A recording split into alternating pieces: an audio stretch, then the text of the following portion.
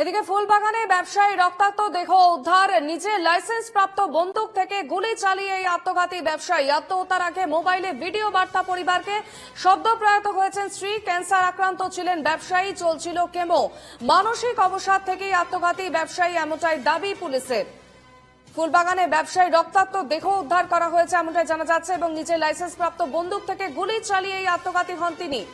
আত্মহত্যার আগে মোবাইলে ভিডিও বার্তা পরিবারকে। সদ্য প্রয়াত হয়েছেন তার স্ত্রী এবং ক্যান্সার আক্রান্ত ছিলেন এই ব্যবসায়ী, চলছিল কেমো।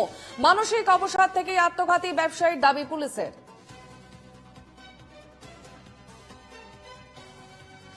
মানসিক অবসাদের জেরে ফের আত্মঘাতী পৌর। ঘটনাটি ঘটেছে ফুলবাগান এলাকায়, সিআইটি রোডে। জানা গিয়েছে ইমারতি ব্যবসায়ী জয়ন্ত সাহা, তিনি কর্কট রোগে ভুগছিলেন এবং কেমো চলছিল। সেই অবসাদ থেকেই গতকাল দুপুরবেলায় তার নিজস্ব লাইসেন্স গান থেকে নিজেকে আত্মঘাতী করেছেন বলেই প্রাথমিক তদন্তে জানা গিয়েছে। ক্যামেরায় শুভজিৎ গায়নের সঙ্গে সুস্মিত মজুমদার, এনকেটিভি বাংলা, কলকাতা।